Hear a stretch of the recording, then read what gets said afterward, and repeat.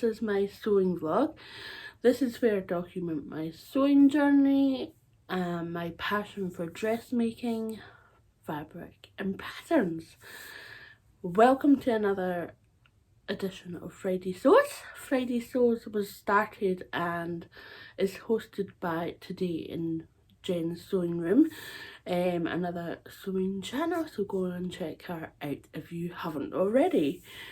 So here we are, another Friday. It is Friday morning.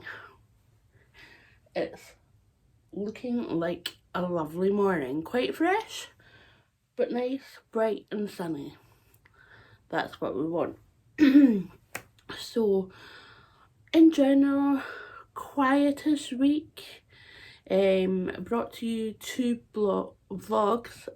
Monday, where you went fabric shopping with me at Edinburgh Fabrics, and the second one was part one of what I made so far in 2022. So hopefully I put cards up here to show you where to go. Otherwise I'll try and remember and link them in the box below, and you can check them out if you haven't already. So I think I sewed on Saturday, mainly Sunday as well, but I did go to the restoration yard. My teacher, who also has a little business making absolutely gorgeous tweed jackets, waistcoats, trousers. Yeah, it's beautiful. I'll pop a link in below because absolutely stunning. What she'll do is she'll get your measurements and get the right size and everything, so they're really stunning. So she had a stall up at the restoration yard for Glow Up, I think, which is I think it's an organisation that gets independent businesses to host a stall, and it's almost like a craft market. It's lovely. So I went along just to show support to Abby, and I forgot to take any footage. Duh! But it was a beautiful day. It was kind of like today. So I dressed up in my Sabina skirt by Romana from the Little Pomegranate, which is a free pattern. So I had that on, and I had another top on. I can't quite remember what top I had on. Oops. So anyway, it was lovely. I stayed for must have been a couple of hours, near enough. You had to pay £3 to park. That's normal now for Dalkey Country Park. It's, yeah, the whole thing is set up where the old stables were, and they've done a lot of work. Like, they've really injected cash into this, so they've now got, instead of just like a derelict stable block, it's got a shop, a cafe, and vent space above the shop. Also they've got a restaurant and toilets, and then you've got the massive play park for kids, and then now you've got Go Ape, which is a obstacle course in the trees. So if you're not afraid of heights and you don't suffer from vertigo, that is your jam. Go for it. But they've got walks around the massive estate.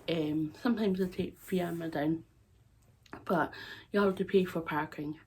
But it's only £3, so you can really make the day of it. Great for kids, great for being outdoors when the weather's like this. What else? So I had a wee look around the stalls, and I was really well behaved. I did pick up something, and it is from G. Fraser Ceramics. Beautiful ceramics. There was quite 2 or 3 ceramic places that I really was like, oh, I like the pieces, but I settled on this. Now I got a plan. So this is really nice, and I'm thinking pin dish. It is a coaster for your coffee or whatever, but I'm thinking pin dish. Oh, it's got it signed on the bottom there. But I'm hoping to maybe get a big enough magnet to put under, so I'm going to glue that and then put a bit of felt on that so it doesn't scratch the surface. And it will be a magnetic posh pin dish. I love the colours. These are so my colours. Beautiful. So yeah, I love the crackled effect. But yeah, there were other, I wish I took footage now. There were other ones which were more organic ones. I was like, oh, but I settled on it. So I'm quite looking forward to getting a big enough magnet to put on this, sort of wide enough, not like thick, but strong enough to hold the pins in place. So yeah. So that was that. Really nice morning out, and then I came back and I sewed. I had a tester to finish up and thingy pop. With elastic, it's really quite tough on my hands pulling it through the channels, so I could feel my hands sort of seizing up, so I had to keep stopping and sort of relax my hand. It is getting better. The brace is helping if I don't take it off in my sleep. The problems, yes. Yeah, so what else? What else happened? It has been quite a quiet week. We've just been munching our way through the banana loaf that I made at the weekend past. So I'm thinking about making some brownies today. I'll try and get some footage in for next Friday, maybe, if I remember. Yeah, so what have I been sewing? I've finished the Paddington top, which you've seen on my Instagram channel. You can go and check it out on the grid. But this fabric is now a top, which is brilliant. I've got a couple of labels in there. I have to say, not the easiest sleeves or channel to put in. So I think there's another way of doing it in so little time. The channel, she put up a link for another video on how to go about this kind of sleeve technique if the original one isn't working out for you. But it was quite fidgety, but I got there in the end.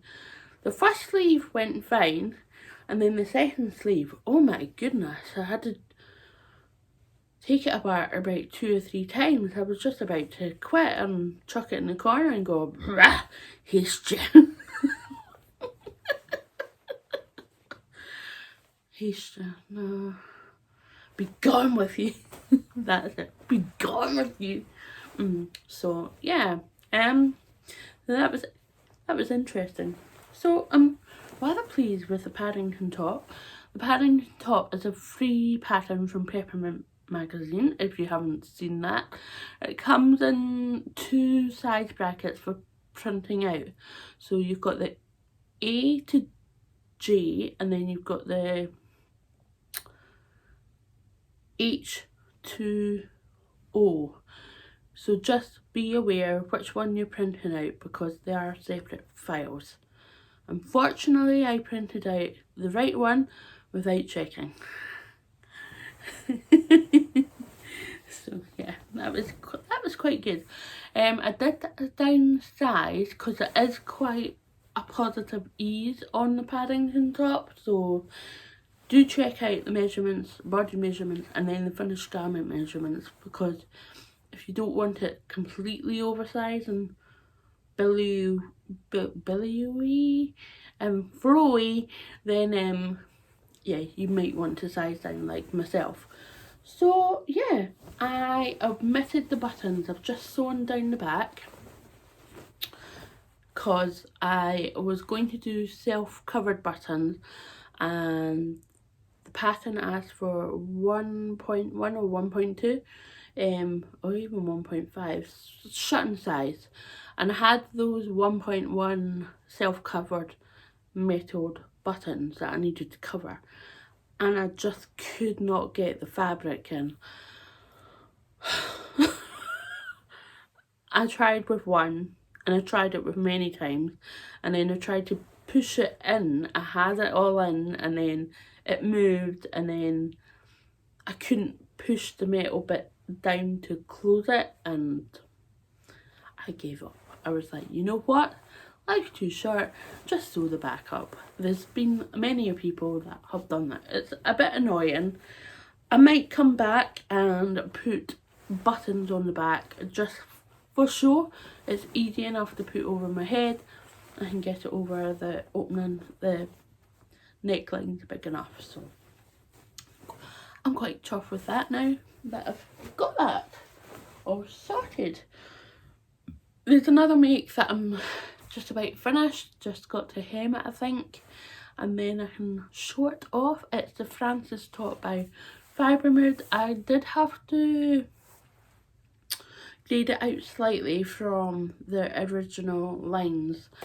A bit annoying, but I really like it. The top fits fine, it's more the hips and everything like that, so I did grade it out. Maybe I added 1 to 2 centimeters to each seam coming out at the hip line, so the bust and the waist would have been fine, but the hips needed a wee bit more room for comfort. So yes, that's just about finished. That's been done in a nice bright pink viscose. So I think I've got another tester coming up, so I'm going to be doing that as well as writing up a blog post for Backstitch. I'm going to be making the Laja dressing gown from named patterns in a double gauze fabric. I think I've got it here. All washed and ironed and ready to go. Here we go. Oh, that did not work out. So this is the double gauze pink. I've got 3 to 4 meters. I think I'll be getting the just below the knee length variant, but I'll pop all the details in the blog post once it's released, and you can go and read it. That should be, I think it's beginning of May, end of April, beginning of May that I've got to aim for. So yeah, looking forward to that. It's a lovely soft pink, and I think it will be a lovely summer dressing gown. So that's my plans for this coming week. Get that going, and also cut out challenges, which I will talk about in my April sewing plans, which is coming out on Monday, and then there's another vlog coming out on Wednesday, which will be part 2 of what I've sewn so far in 2022, and get that all tied up and caught up, and we're ready to go by the end of April for my reveal of all my makes, and then my plans for May. So I think that's it. I'm going to insert some lovely footage, so if you want to stay with me for that, that's fine. And then that's it. So if you haven't subscribed already, please do, and if you have and you're new to subscribing, thank you so much. I've just seen like an addition of maybe 20 people in the last couple of days. So hello, welcome, thank you so much. And I just want to say an extra thank you so much to those who have donated to coffee. I'm catching up with my emails at the moment, so I'll send you a wee thank you message as well, but want to say thank you on here as well. Yeah, so I'll see you again on another Friday shows, hopefully next week, and if not, I'll see you in the vlogs coming up on Wednesday, Monday and Wednesday. Have a lovely week. Take care of yourselves. Bye.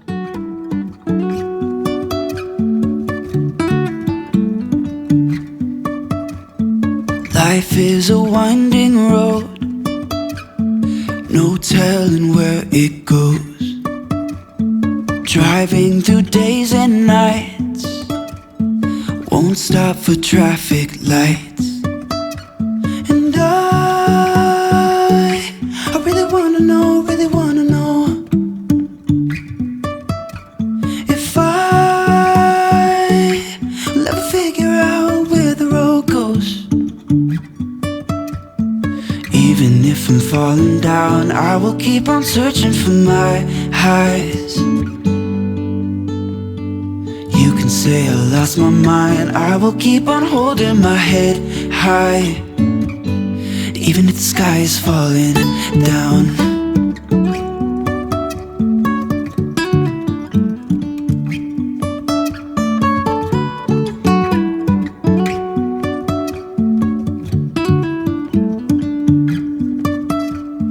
Jumping from cliffs so high, trusting our wings to fly.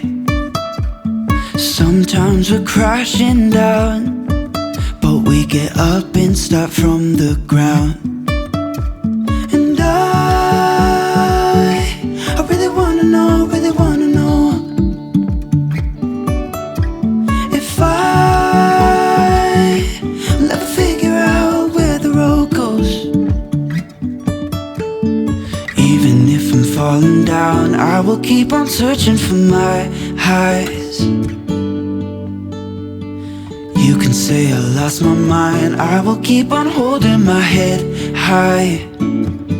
Even if the sky is falling down, even if the sky is falling down, yeah. The sky is falling down.